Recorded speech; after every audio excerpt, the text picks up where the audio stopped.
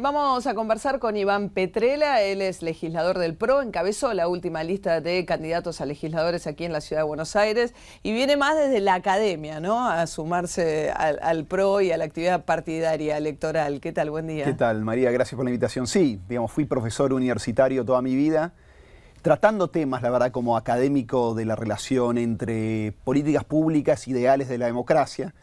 Y bueno, y ahora... No me gusta la frase ensuciándome las manos, pero entrando al barro, pasando de la teoría de las clases del aula a la vida real de la política, es donde realmente se puede transformar las cosas para mejor. Ajá. Y también desde, digamos, la Fundación Pensar, ¿no?, que es la fundación que está armando Mauricio Macri en función de su proyecto presidencial ya. Bueno, la Fundación Pensar vendría a ser la usina de ideas o el centro de políticas públicas del PRO. Yo ahí soy director académico y nosotros lo que hacemos fundamentalmente es preparar los planes de gobierno a nivel nacional, porque nosotros creemos que si llegamos al poder en el 2015 no hay que llegar improvisados, sino sabiendo muy bien cuál es la situación del país, o sea que hay una parte de diagnóstico, pero también cuáles son las políticas a implementar. Porque uno muchas veces tiene poco tiempo y realmente quiere llegar habiendo hecho los deberes. Y bueno, la verdad que la Fundación ya existe hace 3 años, o sea, no es un armado repentino, y también tiene como base fortalecer el sustento político del PRO. Digamos, no es solamente un proyecto personal de Mauricio Macri, aunque claramente estamos dedicados al trabajo de Mauricio 2015, sino también fortalecer la identidad del PRO para que el PRO sea un partido viable, que pueda ser contendiente para el poder a nivel presidencial de acá a las siguientes décadas. Ahora, tu área de experiencia más en este ámbito de cruce entre la academia y lo que son los planes de gobierno tiene que ver con la educación, ¿no? Yo, digamos, tengo un interés especial en educación por mi pasado académico. He trabajado y escrito también sobre política exterior, narcotráfico y cultura democrática, cultura ciudadana en el sentido más amplio, ¿no? La democracia no solamente como un mecanismo para elegir líderes, gobernantes, sino también como una especie de cultura que es fundamental porque las instituciones democráticas son solamente tan fuertes como la cultura que las sostiene, ¿no? Que tiene que ver con diversidad, pluralidad, respeto por la opinión de otros, todo lo que tiene que ver con convivencia en un espacio público que compartimos como ciudadanos. Ahora, en el tema puntual de educación se dio como un cruce ideológicamente extraño de alguna manera, que es que ustedes desde el PRO han tomado algunos de los proyectos que impulsó nada menos que Correa en Ecuador, ¿no? De hecho, la embajadora aquí en la Argentina de Correa es la ex ministra de Educación, que fue la que puso en marcha algunas de estas reformas, y tengo entendido que ustedes tuvieron mucho contacto con ella, ¿no? Digamos, no es tan así. Por así decirlo. El gobierno de la ciudad es un gobierno que entiende que el debate que tenemos que dar en la Argentina es el debate de la calidad educativa. Como vos sabés, como mucha gente sabe, si uno toma cualquier examen, como los exámenes PISA, ¿no?, de evaluaciones internacionales de calidad educativa, la Argentina desde el año 2000 hasta hoy se encuentra estancada. Pero se encuentra estancada en un contexto que sus vecinos, países de la región, han mejorado e incluso lo han superado. O sea que en el año 2000, donde nosotros estábamos en la vanguardia educativa de América Latina, hoy estamos entre los países más atrasados.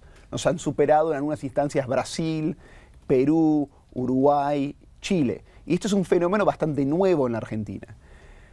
Y lo que ahí sorprende no es tanto el estancamiento educativo, sino antes estancamiento la falta de reacción de la clase política y de la clase dirigente, que ni siquiera pone en el tapete el debate fundamental de la calidad educativa.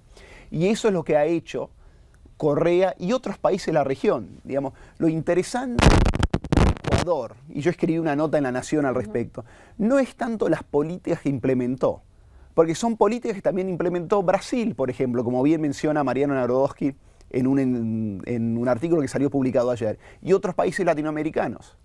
Iván, vamos a hacer un punto ahí porque vamos a una tanda, corregimos el sonido con el micrófono y ya venimos, ¿eh? Seguimos conversando con Iván Petrella, legislador del PRO, del tema educación. Veníamos haciendo el paralelismo con lo que pasó a lo largo de la última década con otros países de América Latina, y me decías que las políticas que implementó Correa no son distintas a las que, por ejemplo, lanzó Brasil. Eso, lo interesante de Ecuador y Correa fundamentalmente es leer a Correa desde la Argentina, no tanto Ecuador, digamos. ¿Qué pasa en la Argentina? Correa, por ejemplo, busca ingresar en los exámenes PISA, en un contexto donde el gobierno argentino, muy cercano ideológico a Correa, llegó a decir que no íbamos a participar de los exámenes PISA, porque eran exámenes imperialistas casi. Que es una organización ligada a la OCDE, que es un organismo que reúne a los países más desarrollados del mundo, ¿no? Y muchos otros países, porque 70 países participan de los exámenes PISA, no son solamente los países más desarrollados. No, pero digo, el examen depende de un organismo que está vinculado a la OCDE. Así es. Correa, por ejemplo, como otros países de la región, ha implementado un sistema de evaluación y capacitación docente. Si uno habla de evaluar a los docentes en la Argentina, para muchos sectores políticos es mala palabra, casi una persecución. Pero entonces uno tiene que mirar desde la Argentina y decir, si lo hace Correa, que es alguien supuestamente muy cercano y afín al gobierno nacional argentino, ¿es una medida de derecha? Digamos, ¿por qué lo puede hacer Correa sin un prejuicio ideológico? Y en la Argentina todavía tenemos un prejuicio ideológico en ese aspecto. O sea, lo que sirve Ecuador como ejemplo es para tratar de barrar la cancha de algunos prejuicios y así discutir lo que hay que discutir, que son políticas concretas. Al mismo tiempo, hay que entender, y esto creo que es cierto, y es muy bueno el artículo de Mariano Narodowski en este sentido, que la educación y la democracia están intrínsecamente ligadas, de por lo menos dos maneras. Por un lado, yo creo que el fin último de la educación y de la democracia es el mismo fin, que es el florecer del individuo en comunidad. La educación es para eso, la democracia sirve para eso también. Para lograr eso, también hay cosas en común. Eso se logra solamente en un espacio ciudadano de debate abierto, de pluralismo, de diversidad de opiniones. O sea que si vos implementás reformas concretas en un ambiente poco democrático, esas reformas tienen un techo. Pero al mismo tiempo, tenemos que poder discutir reformas concretas en la Argentina, que incluyen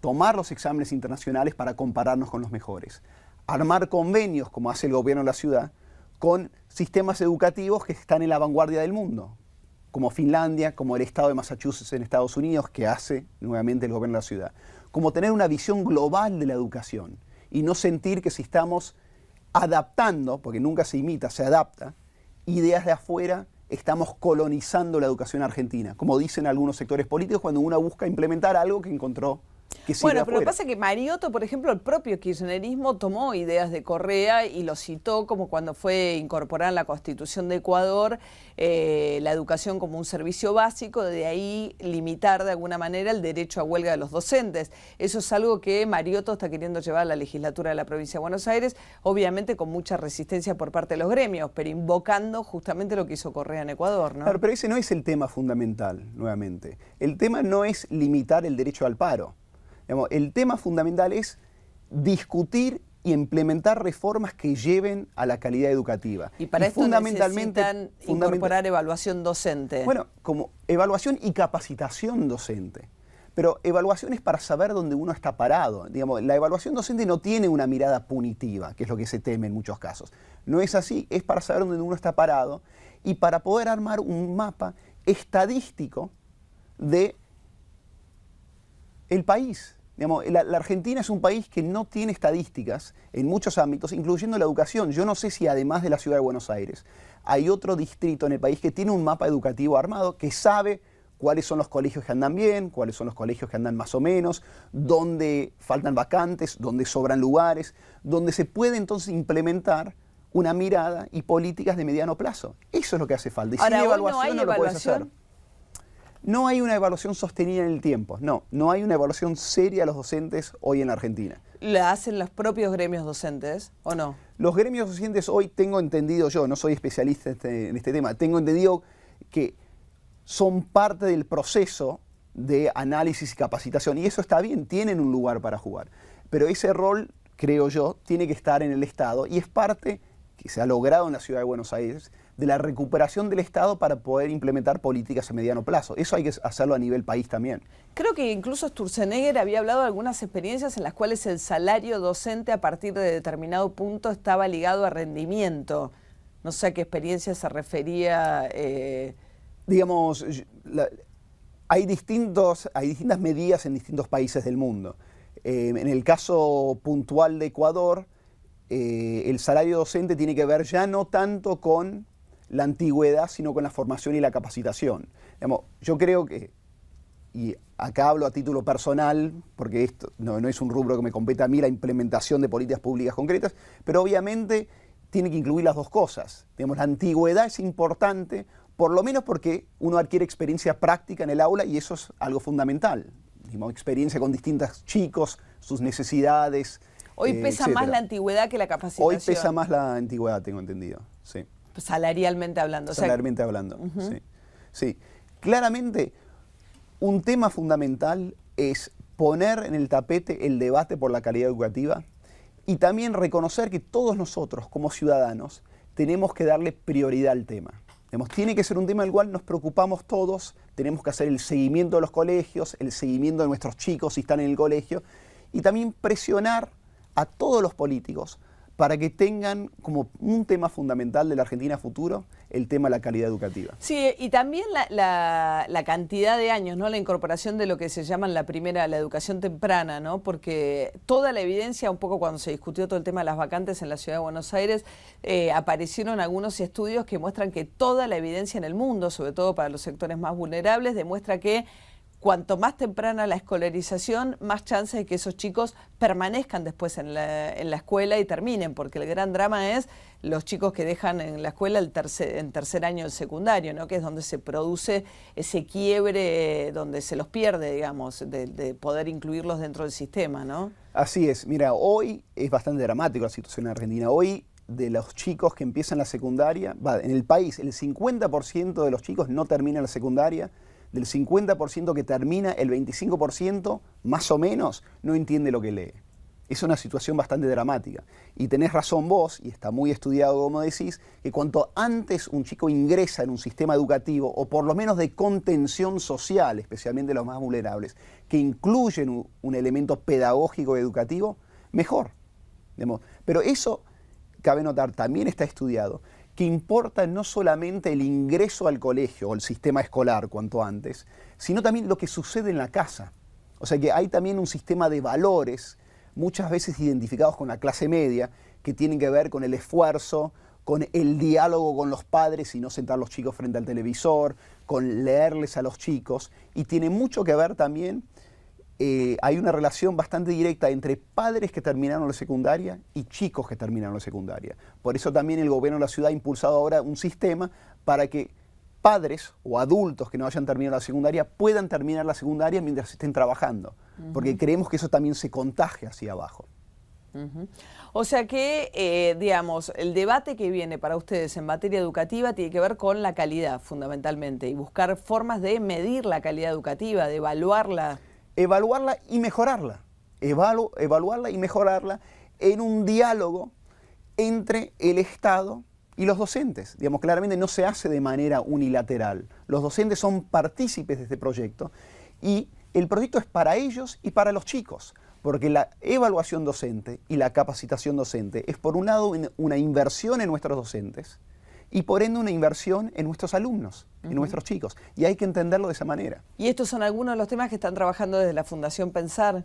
En la Fundación Pensar trabajamos estos temas y seguramente dentro de no tanto se va a intentar pasar nuevamente, que no se pudo el año pasado, el instituto, no me acuerdo el nombre exacto, pero el Instituto Autárquico de Evaluación y Capacitación Docente. Van a volver a insistir en la legislatura, que fracasaron cuando intentaron el año pasado. Que es uno de los proyectos que buscamos pasar este año porque creemos que es fundamental para sentar una base precisamente para poder trabajar en la calidad educativa. Un instituto de evaluación que sea externo, digamos, a los gremios. Que sea externo a los gremios y externo al gobierno de la Ciudad de Buenos Aires también. Que tengan relacionamiento, obviamente, pero que funcione de manera autónoma. Que funcione de manera autónoma, para que esté blindado más o menos de presiones políticas y que pueda implementar el proceso de evaluación y análisis que hace falta para realmente tener un mapa y después diseñar políticas públicas que permitan mejorar la educación en la Argentina. Muchas gracias, Iván. No, gracias a vos.